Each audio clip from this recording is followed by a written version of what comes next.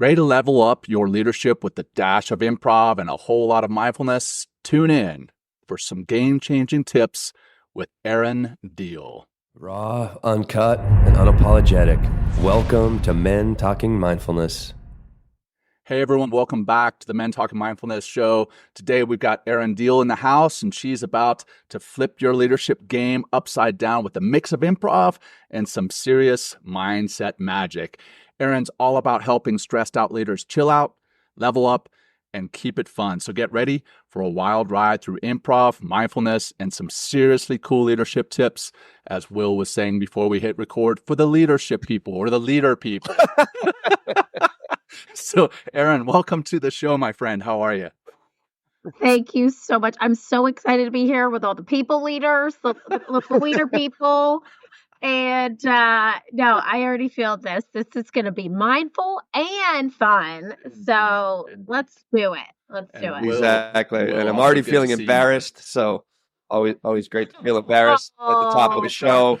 It's okay, guys. It's okay. I'll get over it. But what I need to tell our audience, though, is, hey, plug into Men Talking Mindfulness, hit up our website, see what's going on, mentalkingmindfulness.com, or hey, you can simply text 3MTM to 33777 to get some more information.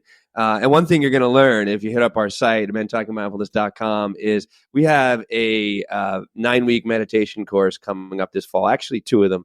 One's going to start on September 10th at 6 p.m. Eastern Time.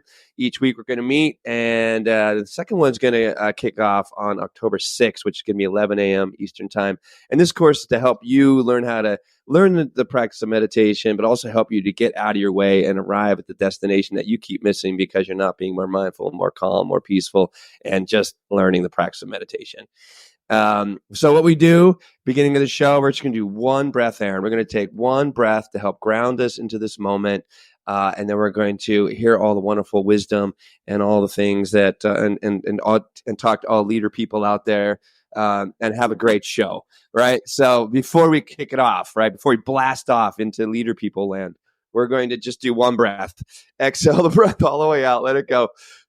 And as you exhale, maybe feel your feet or deepen into your seat as that you find that exhale. And one big, giant, deep belly breath in. Keep going a little more. A little bit more. Let's hold easy for 3, 2, 1, and exhale out the mouth. You can just feel all that energy just shifting and changing, and you melting a little bit deeper into the moment.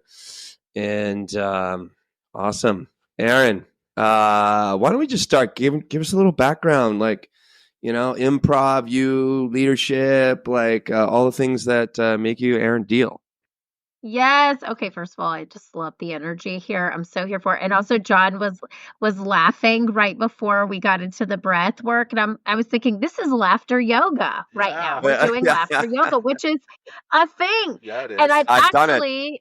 Yeah, isn't it cool? And I got to tell you something. I had the founder of laughter yoga on our show, the Improve It podcast, a year and a half ago.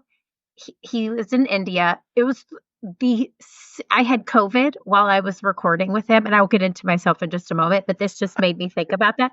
And I left that interview just being like, man, I feel so much better. So I love what you're doing. I love that we're infusing fun into your mindfulness practice. And literally, that is my life's purpose, is to help people reach their highest consciousness through play. I use improv as the teaching tool, but for me, it is really about, we all have this higher version of ourselves. We all have the ability to tune in. How I help people tune in, I'm a huge meditator, and I've had a mindfulness practice for about 7 years now, Nice. a spiritual practice for about 5. But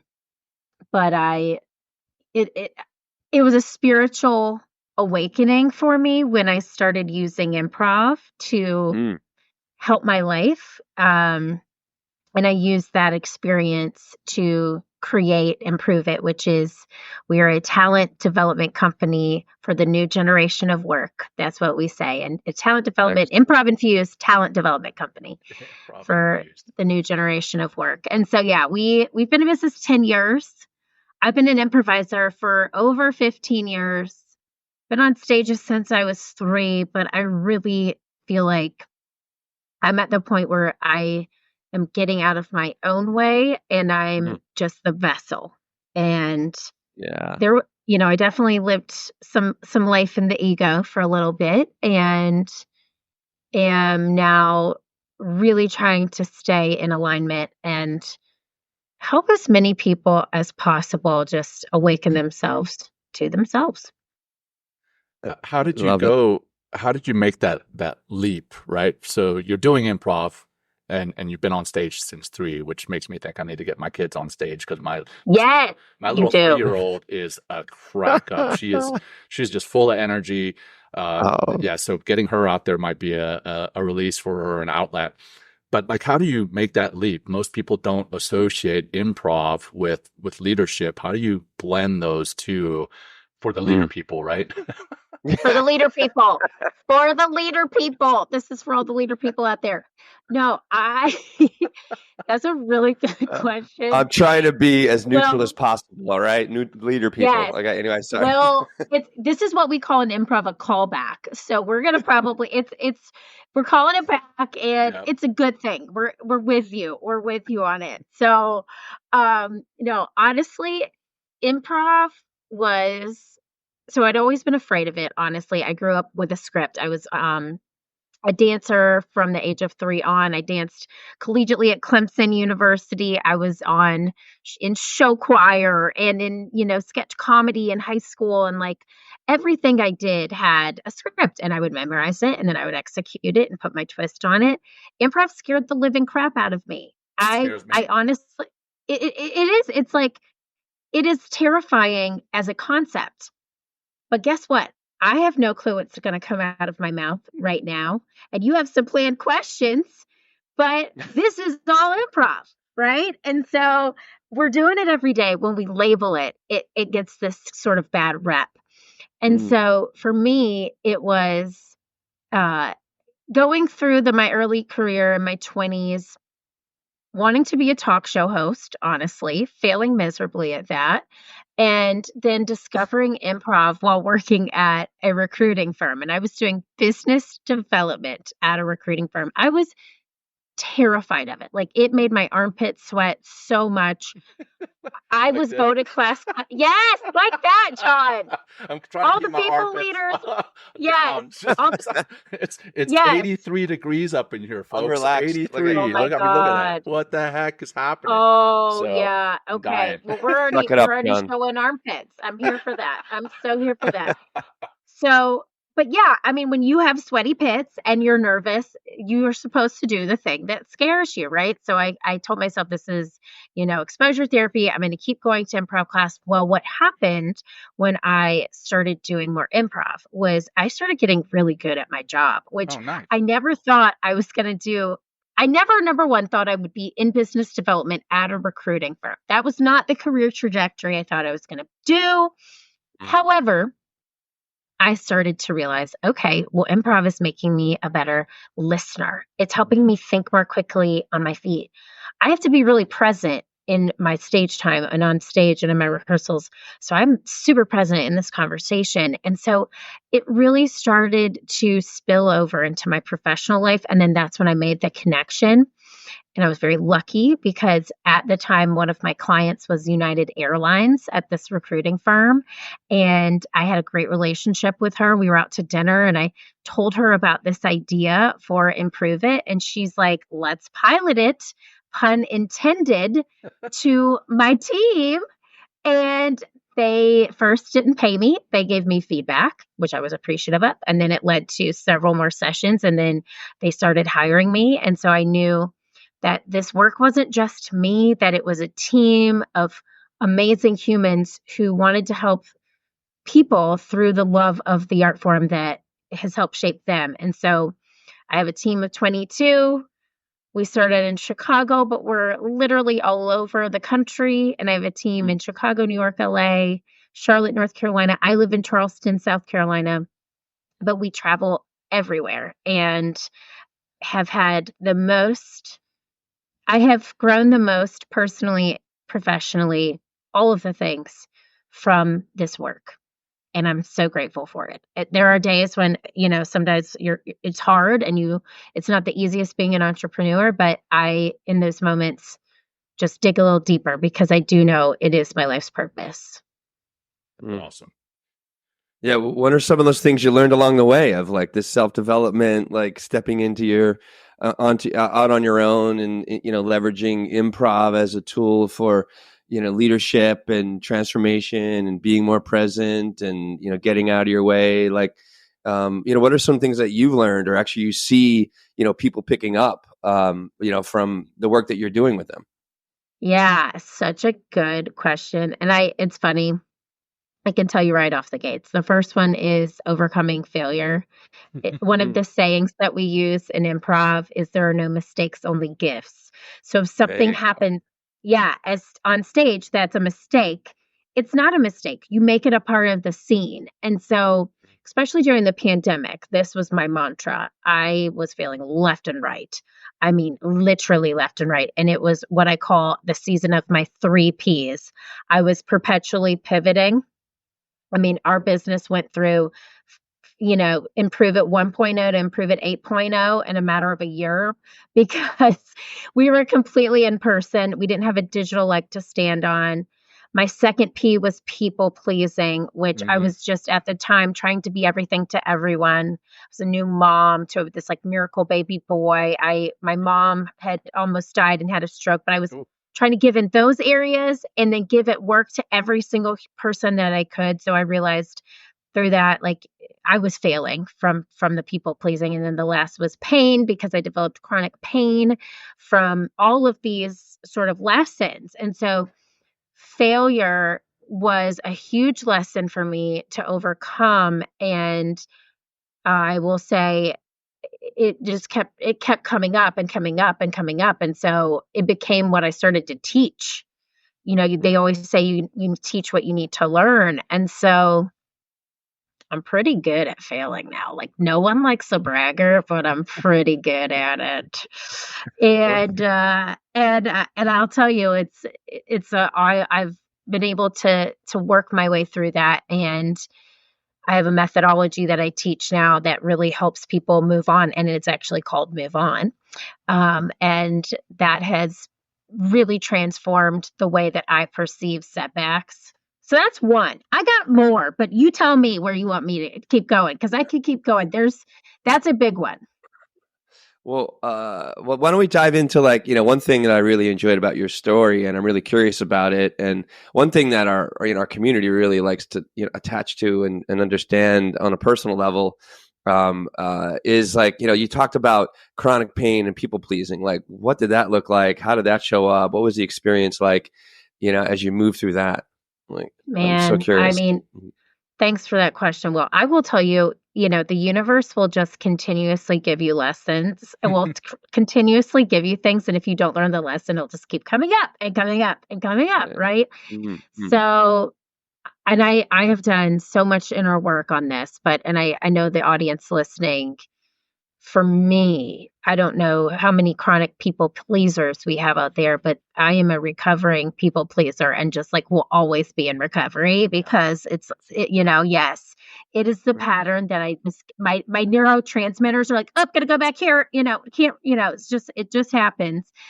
And it stems from my childhood. I've moved a lot. I was always trying to fit in and be liked. And what got me attention was achieving and being funny, but also being liked and and being kind and just trying to be the most for every person around me. And I think as a people pleaser, what we're really doing is we're giving all of our power and our energy away. We aren't servicing ourselves first. And so for me, what happened during that time, I had never been that version of myself ever. I'd never been a new mom. I had never been a daughter who was helping a mom recover from a stroke. I had never been a business leader in a global pandemic. I had never been a business leader, honestly, with adversity at the time. We were only about 5 or 6 years in business. I had never been a friend to many small business owners who were closing their doors, laying off their teams. I'd never been, a parent who was trying to figure out how to keep my almost 1-year-old safe and not sick. I was literally extending myself. And at the time, if you remember, Zoom was like all the rage. I was connecting with people from high school I hadn't talked to in years. Like people were like, "You want to have a happy hour on Zoom?" And so, and it wasn't just that time though. That's just when the pattern just emerged so strongly. And so what happened was I was burying my own emotions and taking on a lot of other people's problems. And so I had chronic pain in my back, like it sat in my shoulders. If I was sitting here talking to you in 2020, 2021, 2022, I mean, I would be like shifting constantly. It was just constantly in pain. I would go to bed at night just crying because my body was so tense. I bought every ergonomic chair on wayfair.com that was possible because I'm like, it's definitely my chair. It's definitely the chair I'm sitting in. Definitely. And so I actually read this book by Gabor Mate called When the Body Says No. And I was on a red-eye flight coming home from a keynote that just, fun fact, I bombed. It was one of my very first keynotes. And interesting enough, it was about failure. So I was giving myself. I thought it was an act.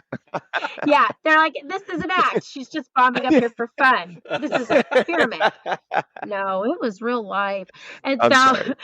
No, it's true though. But it's like it was so eye-opening to me when I read this book because it was all about how our body stores unprocessed emotions and how our body disease is dis-ease of the body. And so when you have emotions that you haven't processed, how those create just problematic cells in our body that form and create disease and sickness.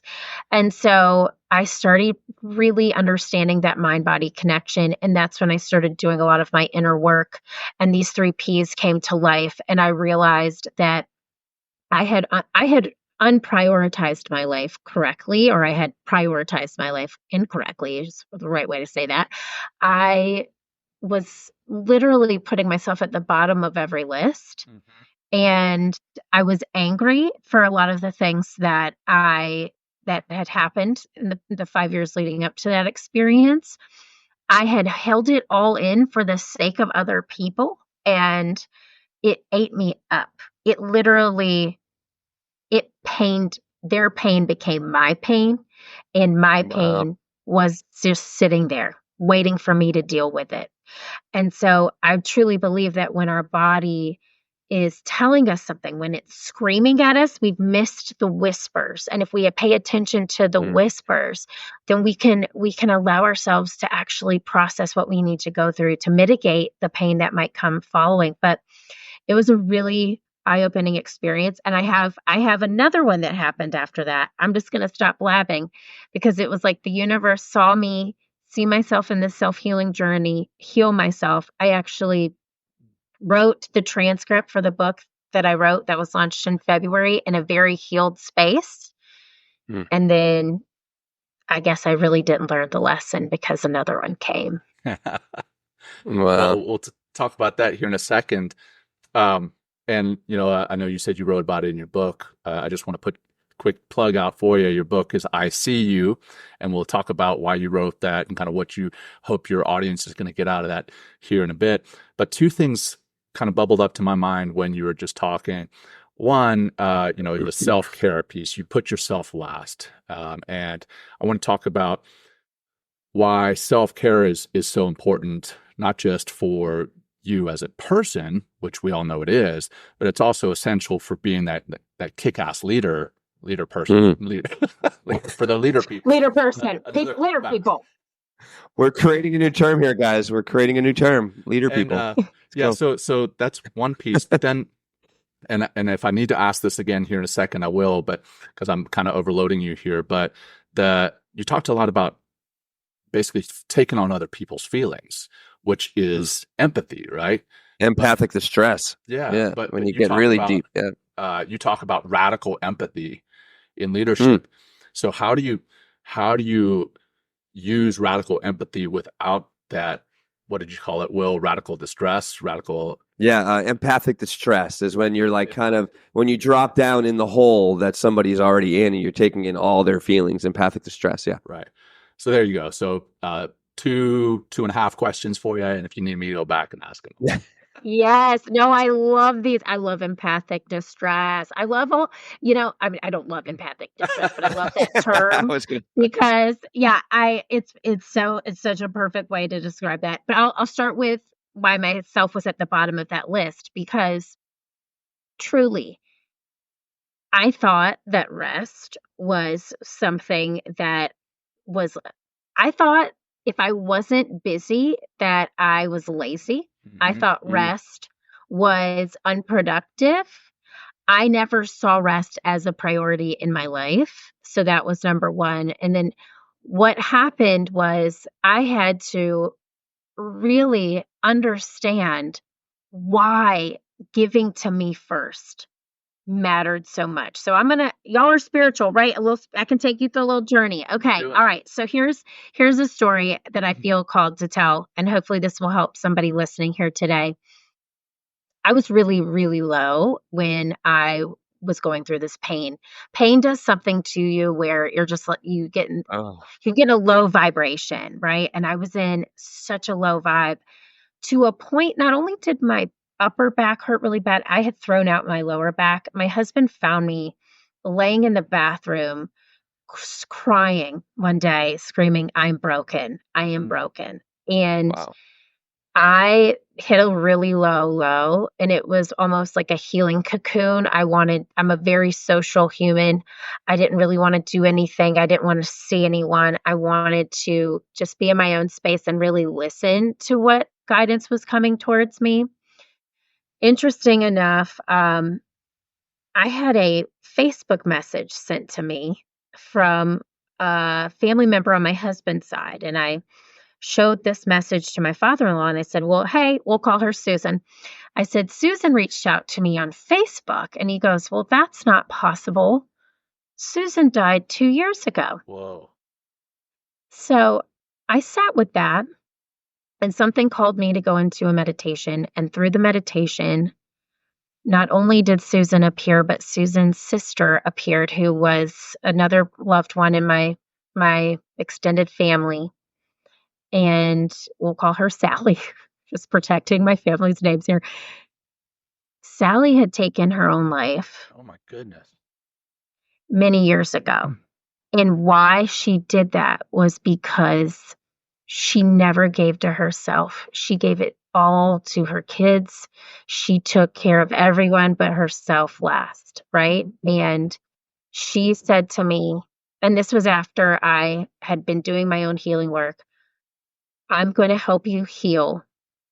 And after we heal, we are going to write this book, and we are going to write it now for the busy, stressed out people, leader people who is giving to everyone in their life except themselves. For the person who is a chronic overachiever perfectionist who thinks that the only way that they can be seen is through those accolades. For the person who needs the reminder that they are the priority, and that through being themselves being the priority, they have so much more to give. And they're going to give selflessly. And through that, they're going to attract the people, the organizations, the communities of their dreams. And so I kid you not that I had many meditations hearing from this loved one. I would wake up every morning. I would meditate, and I wouldn't necessarily talk to her every day, but I would just get myself centered and in a good place. I would get up before my family, go sit in my office, get a coffee, and I would write for an hour. And I kid you not that book was not me. Wow. It was written through an extended power to help people who were in my situation. And listen, I've had setbacks. The book's been out since February. I wrote it 2 years ago. Like, I recently was in a low vibration, out of alignment, and I realized through another experience through Reiki that the reason I also wrote the book, it's called I See You, was it was the reminder that I will always need for myself to get back in alignment, to come home and come back to self-care and self-love, because it really isn't selfish. So that in itself, like that right there is what picked me up off that floor and helped me put one foot in front of the other and realize that the more time that I spent giving to me, to bringing joy to me, that I had so much more joy to give outwardly. And that affected my team and my family and my friends. And it wasn't this easy process. I'm not sitting here today being like, it was so easy. I went to therapy and then I was healed. Like, it was hard work. I did a lot of the work myself. I do have a therapist. I did craniosacral therapy, Reiki, meditation, journaling. I experimented with a lot of healing modalities, but ultimately it was the inner work that I did, I think, that brought me back to alignment. And well, I will tell you this. Once I healed myself without surgery, without medication, I was free of pain. Wow. Incredible. Wow. Yeah, it's amazing to hear you get that support from the divine. I mean, it's I heard that you've heard of the Course of Miracles? Oh yeah. Yeah, same deal. Same deal. The writer was just like, it was just channeling whatever was, communicating with the author of Course of Miracles, and just writing it out.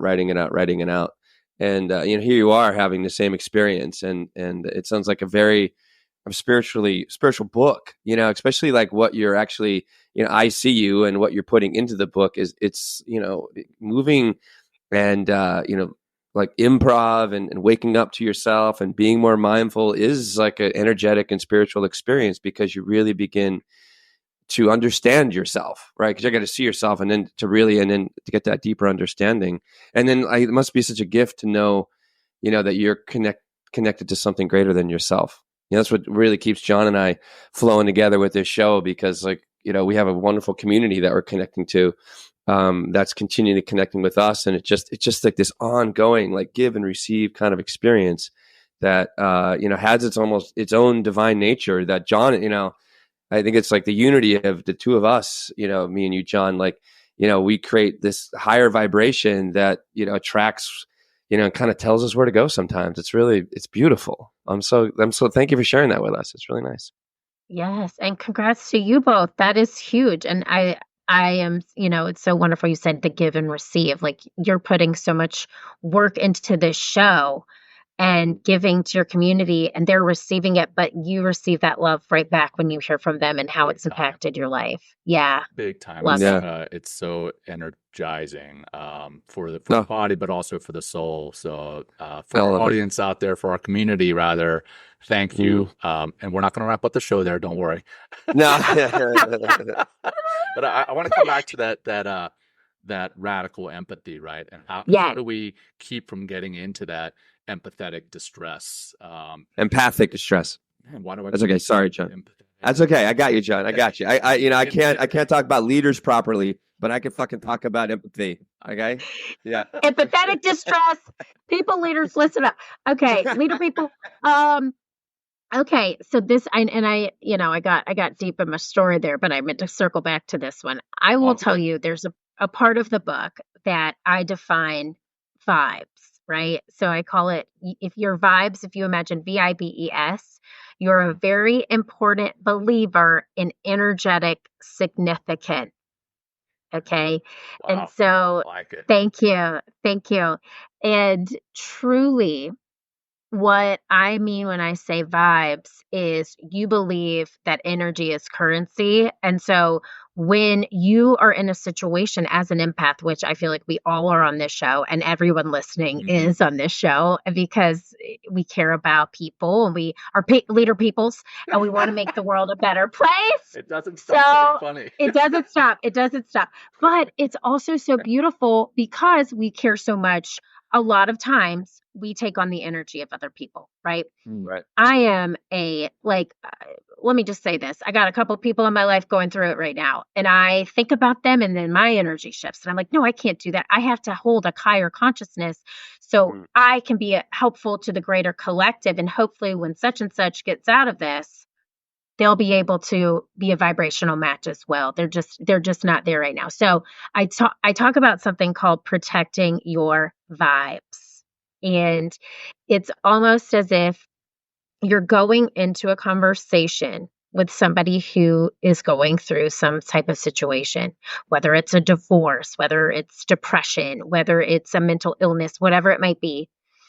And you feel your energetic vibrations start to shift. And you can feel this in many ways. You can feel this in a shift in your body language. You might start to slump a little more, or you might start to cross your arms, or you might, start to feel shifts in your body that make you feel as if this is happening to you.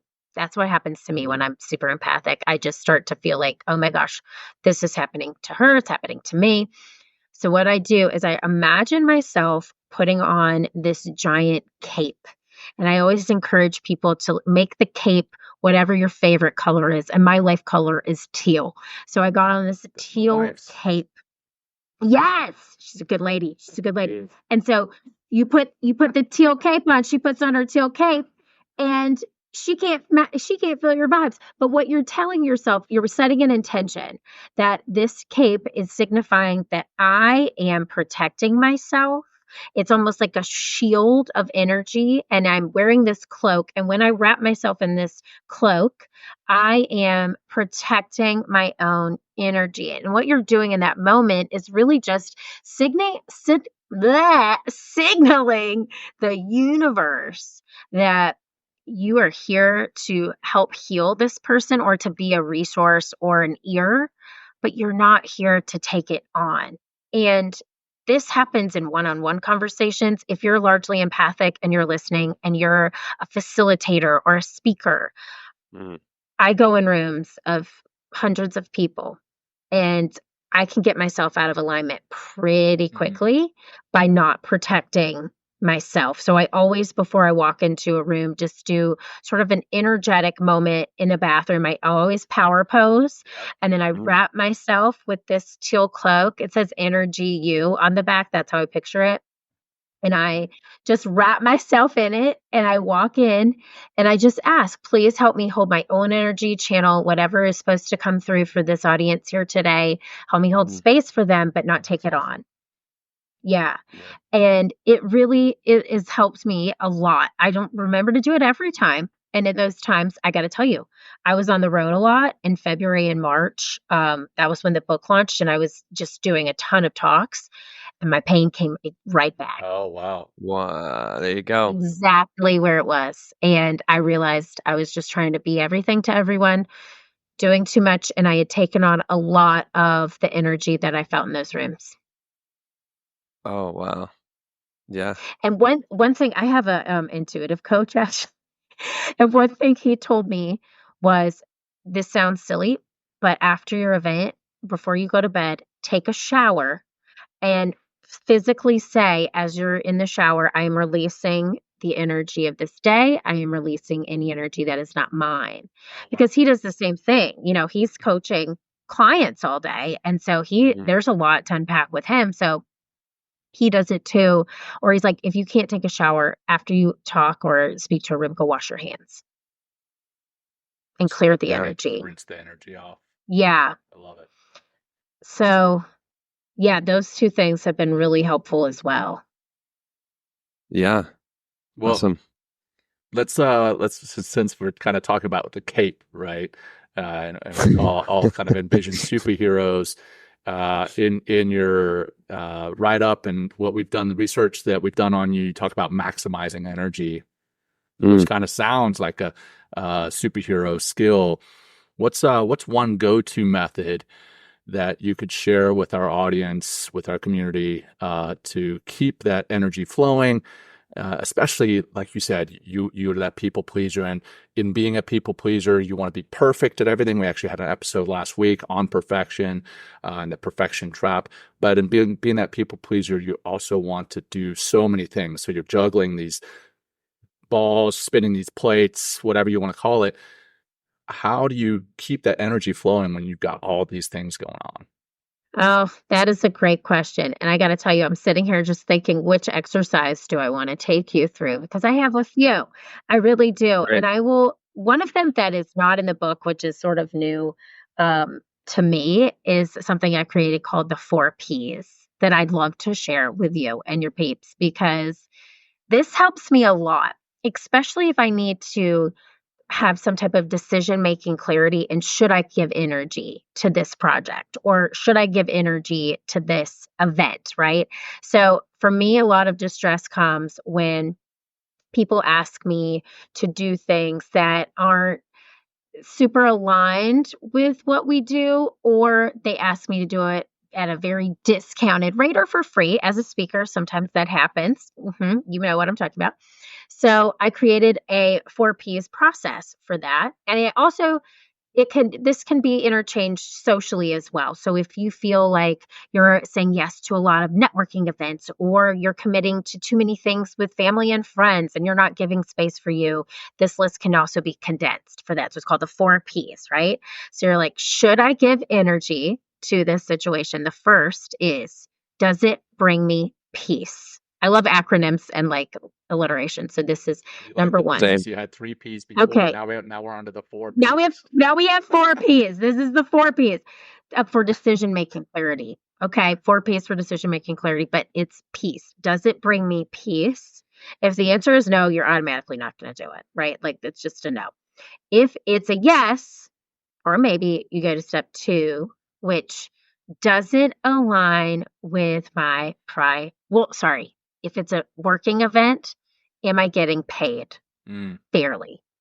Or am I paying a fair price? That's number 2.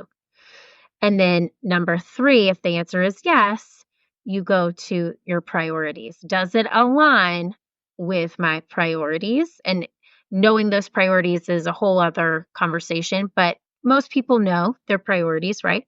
And number 4 is, does it align with my purpose? And that's another question that you need to know the answer to. But if you don't answer yes to peace, and if it's a working scenario and you're not getting paid or paid fairly, then just don't even go to step 3 or 4. But I've used that. Yeah, I've used that flow chart for so many things as they've come up, because we get asked as humans to do so many things, and you only have so many hours and so much energy to give. So for me, that's a really cut and dry way of understanding if I want to give energy to something. Because we all know those sayings, you can't pour from an empty, you can't pour into somebody's cup if your tea kettle is empty.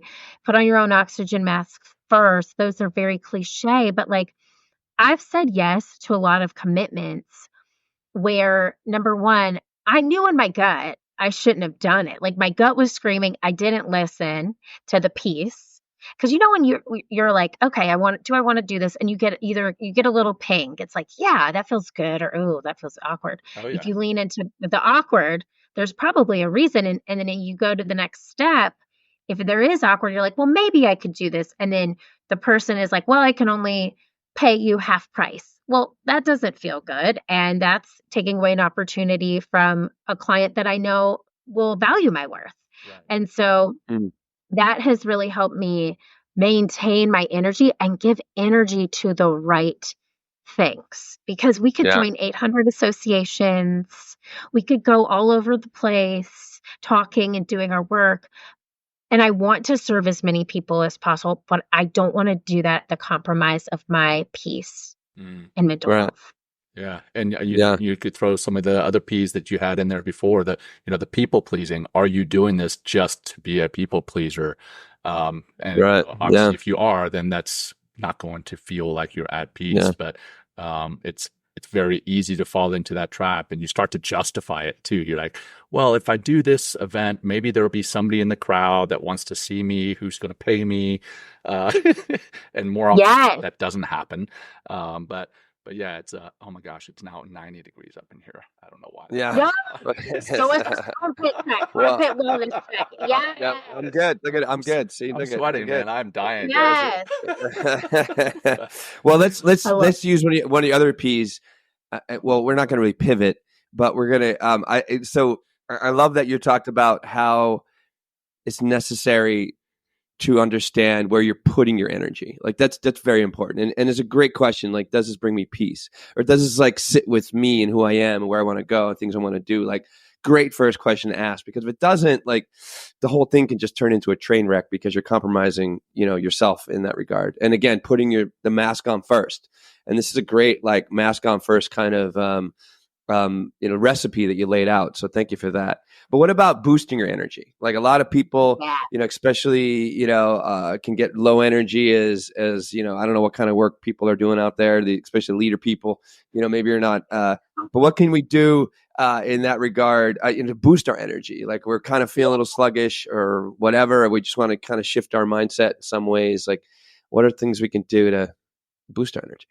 Yes. Oh, okay. I love this question. This is another abbrev for you, or another acronym. You're a breathing abbreviation. I'm a breathing abbreviation. I got X on acronyms. Love it. I got more. So, okay, that feeling of like, I have given so much, I have nothing left to give. My husband calls it burning the candle, which most people call it that. But I'll come home. He's like, that candy is burning. Like he'll just know. Like he'll just look at me. He's like, candy's burning. He's and I used candle. He's abbreviating as well. It's a part of the deal. Oh my Get God. it? Yeah. Get it? Obviously. I have that sound somewhere. Okay. Thank you so much. Okay. So, but no, he will say your candle is low, and everybody knows that feeling. It's almost like you just want to face plant on your bed with your clothes on, and you just want to lay there for like 2 days. Like you have nothing left. Right? So I always say, here's another one. I want you to have what I call, if your candle is burning, big wick energy. I said wick, and I said big wick energy. And this is something we call. Something to get that. Yeah. Got it. Okay. Yeah. Tell me about your big wick, Erin. I got big wick energy all day. All right. It's a done deal. So here's how you can keep the wick strong. Okay. It's called an LSD day. And so you're preventing burnout before it starts. Now, this is not a drug. Y'all had no clue what you were doing inviting me on this show, did you? No, I'm so sorry. Okay. This is wild. It's not a drug. It's not a drug. If you're in HR, keep listening. Okay. So it is called a light saver day. We call it an LSD day at Privit for short. And we're just like, I'm going on LSD. So it's a light saver day. And what it means is you have scheduled a day in your calendar just for you. The kids are still at school. You have, you're child free. You're not working, but you are scheduling this day in your calendar to give to you. It could be whatever makes you happy. If it's fishing, if it's thrifting, if it's shopping at Home Goods, whatever it is, you put that on a weekday on your calendar. And you block it out so your team knows what you're doing. So we make it a practice here. We go on LSD. And what happens is you have to not check email. You can't check in. Oh, wow. Literally give to you. And you have to take one picture of just anything. It doesn't have to be of you, but just one picture of what's happening during that day. And then share it when you get back, just to say, hey, here's how I unwind. And this is what I love doing. And what that does is it reinforces the team to continue to take their days, their LSD days.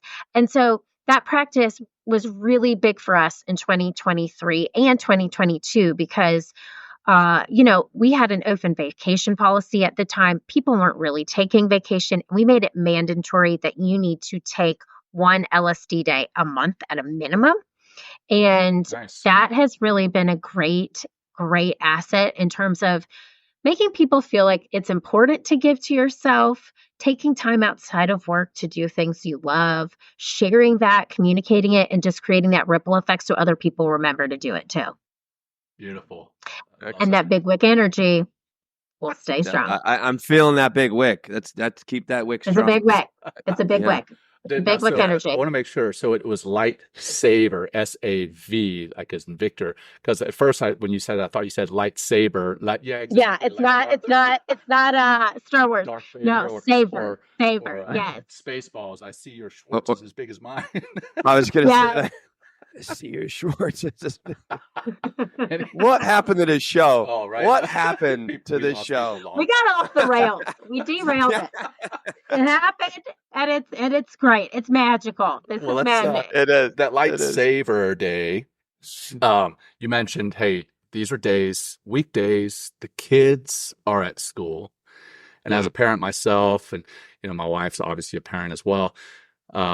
That's where I struggle, right? I'm like, oh, my kids are at school. I should be working. I should be taking this time to provide, right? Or set myself up to provide, especially, and we've talked about this on the show, that these aren't your only roles as a male, but that's typically what society views you as the provider and the protector.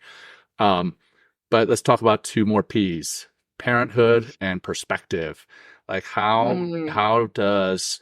Very good, John. Very good. Hey, thanks, man. Thanks. Very good. I got his improv down, basically. I know. Yes. What the hell? Yes.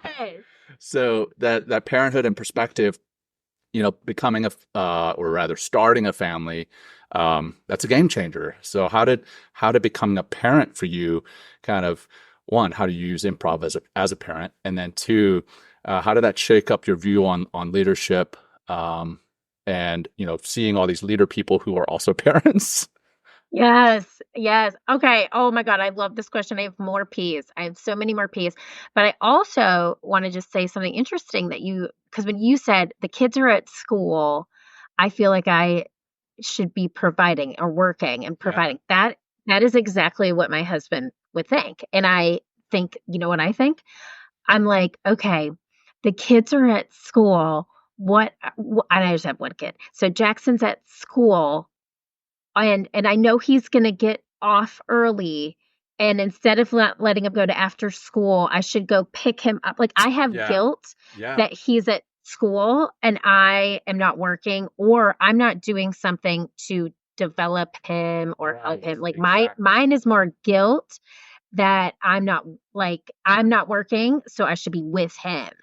That's my guilt. And it's just interesting, that dynamic. So, okay, on top of this, every month my team and I have what we just call it our monthly meeting. And we set a one-word intention for the month. And we talk about the intention from the month before. Did we achieve it? And it's always just a one-word intention. And every month it's different. It's just, we don't plan it in advance. It's just what's happening in our lives right now. And it's a word that's intention with attention to what's going on in our lives at the time. For me, just to give you like a little side story, my son is 5. He is a miracle baby. He is legit. Like, we're so grateful he is in our lives. And he started kindergarten yesterday. Oh, my little boy started today. Congratulations. Yes. Thank you. And so I have had so many feels, and it's just like, I knew I would, but I'm having them. So I actually took yesterday off, and my word for the month of August is and you can hyphenate. Okay. So I got a couple ones, and shocking, it's P. It's P. Presence in priorities. And I know my priorities, which I'm the top of the list. And then there's Jackson. And I know this is awful, but then there's my husband. And then and he knows that. But I mean, it's like, I got to make sure I'm Karen, and then you get the next care. And then everybody is my family and like our inner circle and my team are all sort of like here. And once like that trajectory is met, then I can handle anything else. But like, I need to make sure all of these needs are met first. Right. And so for me, it's really being present with him. So I took yesterday off, which I would have never done. Like old me would never have done. I would just send him off and been like crying at my desk at work, but still working. And I took the day off and he was at school. And I was like feeling my feels. And I got some things done around here, but I didn't feel guilty that I was not working. I felt so happy that I was allowing myself the time to process, which is a very big milestone in my life. So for me, overcoming mom guilt was like a huge thing. That was, loop that in with the people pleasing, right? Yeah. And I used to travel a lot more. Now I travel less frequently, but when I was traveling, I was so like, I would beat myself up, man, about not being with him.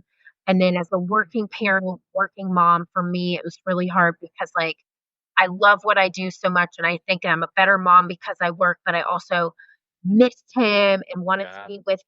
So I now know where the priorities lie. And I feel for me, was very interesting parenting a 5-year-old. I do see a lot of similarities in just coaching my team. And to just sum it up, yesterday, I mean, I've coached him for 5 years, and then I had to like watch him spread his wings and fly. And you can't hover over a person on your team forever. And you gotta give them the tools and then just let them go. And that was one of the hardest things. And so yesterday we got to walk them to the classroom. Today we just got to walk them to like the bus stop, and then they had to walk in on their own and go to their classroom. That was worse. That was way worse for me. And I just kept and waving and like I was just like sobbing, and my neighbor was next to me and I just sobbed in her arms. But it's a real testament to, we can coach people and give them the tools, and it starts first with coaching ourselves, right? You have to coach yourself. You have to be in a good place in order to coach the people that you lead.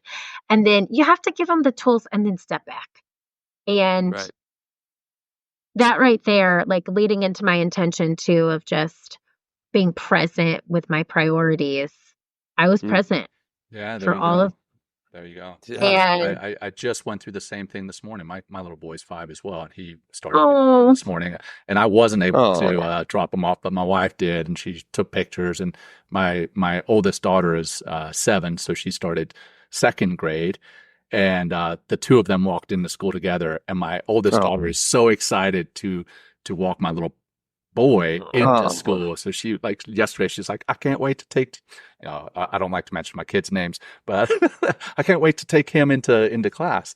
So anyway, there was one other thing there. Well, now it's going to fall flat because I had to, hey, there's one other thing, but it's a joke. I was going to say, hey, you really took your day off to plan for today's show.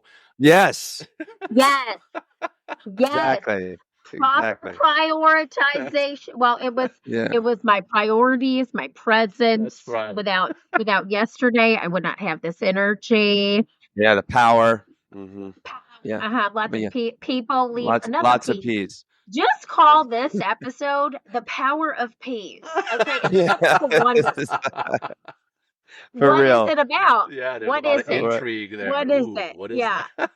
Well, I mean, you mentioned providing tools for people that you work with, and I love that you're doing that in the world. And I actually was watching some of your videos, and I love your dynamic presence on stage and how you're getting people up to move and say things. And you have 35,000 people. One of your greatest accomplishment, 35,000 people doing a chicken dance. So I mean, congrats on that. So I'm gonna have to go back. Well, I know I fucking love that. Really, really cool. I mean, Erin, what you're putting out in the world, we need more of it, because it's just not so cookie cutter like it can always be. It's like you really bring a lot of fun and enthusiasm, authenticity, and it requires vulnerability and all the wonderful things that really light us up as people. So what are some of the tools that you use, to calm people down, to wake people up, to find that authenticity inside of them, to overcome their fear? I know I'm like, just how do you fucking fix people, Erin, is what I'm saying. How do you fucking fix people? In the leader people world. Yeah.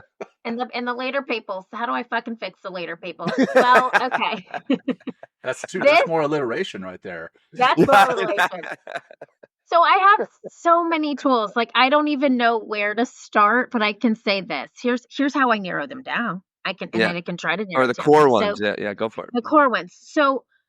So we created Improve It, honestly, out of 6 needs that I thought I needed out of my own career. And that was, I needed to be a better collaborator. So we created team building, an effective communicator. I needed to learn to think more quickly on my feet. That's another one. I need to take initiative and creative risks. I needed to become a better networker and a better presenter. Those were the things that those are 6 different offerings that we teach. And then as we started teaching them, people would ask like, oh, do you have something for early career interns? So we created an intern workshop. Do you have something for my sales team? We created a sales workshop. Do you have something to help us with our vision setting? Oh yeah, we'll do a vision setting workshop. And then the last one is, what am I missing? Leadership. Do you have something for emerging leaders? So how we narrow down what a client's pain point is. And we always want to be a painkiller, not a vitamin. Because you could look at what we do as a vitamin, like, no, we are coming in to help your team with a specific issue. And so it's almost like a intake at a doctor's office is how I would equate our discovery calls. Is I tell the person, I'm going to take so many notes. I'm going to ask you so many questions. It's almost like therapy for that person because I'm asking them, what is the challenge that you're seeing on the day-to-day? What is the thing that keeps you up at night? If you could fix anything on your team, what would it be? And so, I hear a lot of the same things. Collaboration is low, especially in hybrid work environments. I also hear from individuals who have imposter syndrome and they don't know how to get ahead of their career. When I talk about people pleasing, there's like a room full of people that stand up, right? Like that's another issue. And so the content that we create is based on the pain of the people that we serve. And then within that content, we do a 2-hour session. If it's a workshop, I do an hour keynote, but I get out of the way. I teach and then I let the people do what I ask, essentially the exercise that is leading them to the change that they've hired us to help them fix, right? So there's so many different improv-based activities that allow people to transform through play. It's experiential. So instead of me standing in front of a room with a PowerPoint telling you how to be a better listener or collaborate better or get over imposter syndrome, you're going to stand up and you're going to get a partner. And maybe it's going to be a small group and you're going to do something that's going to lead to a feeling in your body. And you're not going to remember what I taught you. You're just going to remember how we made you feel. Right. And in that feeling will come up the next time you're feeling imposter syndrome or you're feeling less confident. You have a memory for your body to go back to call in, to allow you in that moment to change your thought pattern. And so it's through doing that we help fix people leaders, people, and we just help them learn. And what I also infuse and what my team infuses, because I don't do a lot of the workshops anymore. I do more of the keynotes. What my team and I do together is we infuse everything through this lens of fun and joy. So we're almost like tricking people into learning because they're having such a great experience. They have no clue that like we're actually processing some things here. And it really transforms the way people enter, and then the way people leave rooms are completely different. And it's so magical to watch. It's just bringing out your inner child is really, I'm just helping your inner child. That's what we're doing. But if your kids, right? Like you watch them play all day and they have no filter. They don't care what people think. They're just doing. And that is the magic of improv, is we lose that judgment of ourselves, which is so important. And then we lose the judgment of others. And through that, we find our authentic self. That's it. All of that to say, I could have just said that, but yeah.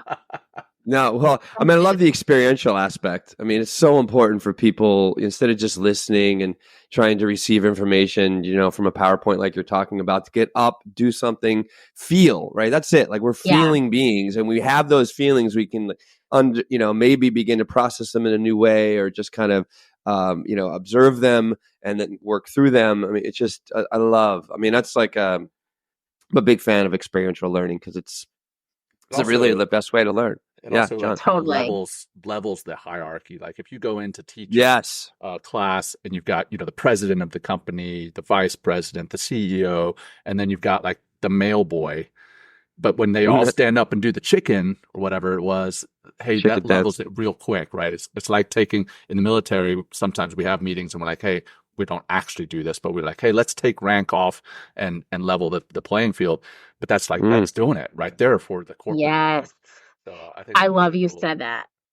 That is so spot on. And I always, just with that, encourage leaders to do this with their team. They will learn more in those 2 hours than they will learn in any Zoom meeting, any meeting that they have throughout the day. They will hear more.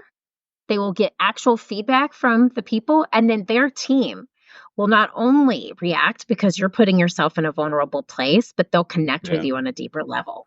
Right. Yeah, and the whole team will connect more effectively. I mean, it's such a big, when you really, I mean, that's like when you bring forth that authenticity, and authenticity apparently is the highest ranking frequency that we can take on as human beings, right? And because we just we're all waiting for it almost, because when we feel it, it's just like, oh, I see you, you see me, and like, that's your book, right? I see you, right? And that's what it takes. That's what it takes. To really connect and bond and create, meaningful and do meaningful work, is like through those wonderful connections. Excellent. That's right. Excellent. Well, we're kind of coming to a close. What about some everyday improv things that maybe we can do to kind of get out of our way and, feel more of our authentic self and express ourselves more authentically? I love it. Overcome imposter syndrome and stress and all that kind of stuff. Yeah. Okay, this is a good one. All right. This is called, so there's an activity we do in improv called New Choice. And New Choice is an activity usually that's on an improv stage, and a director is shouting out new choice, and you have to change the choice that you just made in the scene. I apply this to the stage of your life. And the good news is you don't need a stage or a scene partner, because the scene partner is your mind. That's your mind. Being blown. Yes. Okay. So it's this easy. It's so easy. John, what is a limiting belief that you've told yourself today? You may not have said it out loud, but you've thought it. That I'm not sticking to my diet and workout plan. Okay, so perfect. You hold that limiting belief. That's step one. You recognize the limiting belief. Step two, you're just going to say, I forgive myself, because we're human and we all have these negative limiting beliefs that pop in our head. So just tell yourself, I forgive myself. I forgive myself. And then step three, you're going to reframe that limiting belief with a more kind, loving thought instead. So instead of, I haven't been sticking to my diet as well as I would like, what could you say instead? I don't want to give myself excuses, right? It's still a kind, loving thought. I may have fallen off my diet and workout plan, but that doesn't mean that I can't get back on. So I don't know. Yes. Okay. So Will's laughing in the background because he's like, John has been on this diet workout plan as long as I've Well, last week we did an episode on the perfection trap, Erin, and John was like, well, if I don't do my fucking diet and workout regimen perfect, I go and eat a bucket full of fried chicken, pizza, and fucking one giant beer. And I was like, I love it. But okay, wait, Will. So, and then for you too, Will, what's one for you? Because I forgot to say New Choice. So what is the limiting belief for you? Will. Oh, my limiting belief. That today that I'm going to not do the sales call that I promised myself I'd do today. That's right. Okay, so that's my limiting belief. That's it. So you clap and you say new choice, and you don't have to do that out loud. It could be something you just clap I'm with gonna your do it hands out loud. underneath your desk. Okay. Okay. I'm gonna fully do this. Mirth. Okay. Oh, I gotta clap. And I'm gonna kick ass on all the sales calls I'm gonna make today. Yes. Okay. Yes. That's it. And so it's reframing New it, choice. right? It's literally New choice. reframing it with a new choice. Yeah. New choice, new choice, I feel new better. choice. So like, right. Well, and it comes as like it's a pattern that literally you can continuously do. I found myself today being like, oh, same kind of a deal. I don't want to have to prospect this afternoon, but I got to, right? And I'm like, okay, I don't really want to do that, but I'm like, new choice. No, I'm going to put on a kick-ass playlist. I'm going to pop myself some popcorn. I'm going to sit downstairs in front of my window and I'm going to kick ass on prospecting today. That's what I'm going to do. Exactly. And it just reframes it. And in that reframe, I really truly believe your thoughts affect your words, and then your words affect your actions, and your actions are your habits and your life. And so it's a really quick exercise that you can do to change those vibes. And we know that's a very important believer in energetic significance. So just doing that multiple times, you start to go into a different thought pattern. And it's not toxic positivity. Right. It is reframing. Because even John, when you said, I'm not going to like give myself excuses, but you're giving yourself a better, healthier choice than I'm not sticking to my diet. I'm going to go eat a bunch of yo-yos. Yes. So it's literally helping yourself just get into a higher vibration, and then once you can do that, things just start to flow. Yeah, exactly. So it's a clap. And then it's a clap, and then reframe, not reframe. What's the word here we're doing? New choice. But you also need to forgive yourself. So step 1 is clap, new choice. Okay. Forgive, and then reframe. Step 3. Got it. Okay. Awesome. Thank you. And it's in the moment. Again, it's just nice. Yeah. It's in the moment. and I think I like it that it's active too, because it's like literally, instead of it just being like a whole thought process, bring the body in, bring more energy into the body, by making that clap. That forgiveness is obvious, is very, very important. It's just an exercise in self-compassion as well, and realize that you're suffering and then pulling yourself out of it. So that's it. Yeah. Nailed Excellent, it. Erin. Nailed Thank it. You. Couldn't have said it better myself. I love it. For the people leaders out there. We are crushing it for you today. Thanks. We are. And this has been awesome. I think I'll tell you what, I think that's the closing practice right there, Will. Hey, new choice, right? New choice. So for all our community out there, think about something that you are kind of limiting yourself through a limiting belief. Do that, clap, new choice, forgive yourself, and reframe. We got some cognitive behavioral therapy going on. Yeah, right? Like legit. Awesome. Yes, CBT. I know. It all intertwines. It really does. I think that improv is therapy. I really do. And I do want to bring my mindfulness work to improv at some point in time. I'm not sure yet how to do that. When you do, please let us know. We want to see it. We want to share it with our community. And talking about sharing stuff with our community, we want to share your book. What else would you like to share that we haven't shared for our community? Well, you're amazing. Thank you so much. And New Choice is an activity in the book too. Nice. So you can get the step-by-step and just hear more in depth about it there. Right. But this is exciting. I am having John and Will on my podcast, the Improve It podcast. So come check that out. We are just anywhere you listen to pods. And then I would say just to find all the things, my website, it's erindeal.com is probably the easiest way. And I would love to hear from your audience what stood out to them and what they're going to put in practice from today. I think that's, we can talk, but you got to walk, There you go. And hey, if you're listening on Spotify, you can actually comment now, or if you're watching on YouTube, you can comment as well. Yeah. It's a new thing. I didn't know so that. check that out. Thing. Okay. Better check my comments. What's all of this about? Okay. So if you are listening or watching and you heard Erin just ask that question, hey, go and comment so we can share that with her when we go on her show in 3 weeks. I think it's 3 weeks from today. So we're looking forward to it. I'm so excited. Yeah. And definitely check out the book. I See You. Get on that site, erindeal.com, and that's DIEHL Deal. If you didn't see that already when you started listening to the show. But hey, that's all we got here today. If we're going to wrap up with that as the closing practice, but we want to thank you, Erin, for being here with us today. Yeah, phenomenal, so much fun. I laughed my butt off. I don't know. At one point, I was leaning over laughing. It was so freaking funny. You have a contagious laugh, by the way. It's really funny. Yeah, he does. It is very funny. Thank you. I appreciate that, because one time I went to a bar and I had a girl that I was trying to talk to, and she was like, "Your laugh is so annoying." I was like, "I like that." So anyhow, I love that. Well, your wife with the love of teal loves it. That's so right. that's all that matters. Exactly.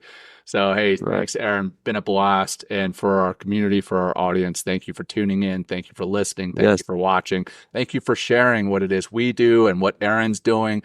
We appreciate you. Will, I'll turn it over to you to wrap it up in a bow. No, just more thanks and more appreciation, Erin, for what you're putting out in the world, for sharing your wisdom and your journey. Like, your journey was really, what you learned about that pain, it's changed your life. It's great to hear that. And it's great for people to, listen to that, because you can make a difference. If you're in chronic pain, or you're dealing with like any kind of imposter syndrome or something like that, like, you can change. And, absorbing and reading Erin's books and putting her practices into practice, and, getting experiential, like, it's all possible. So you just got to kind of shake it up sometimes. And Erin, we really shook it up today. Like, lots of laughter.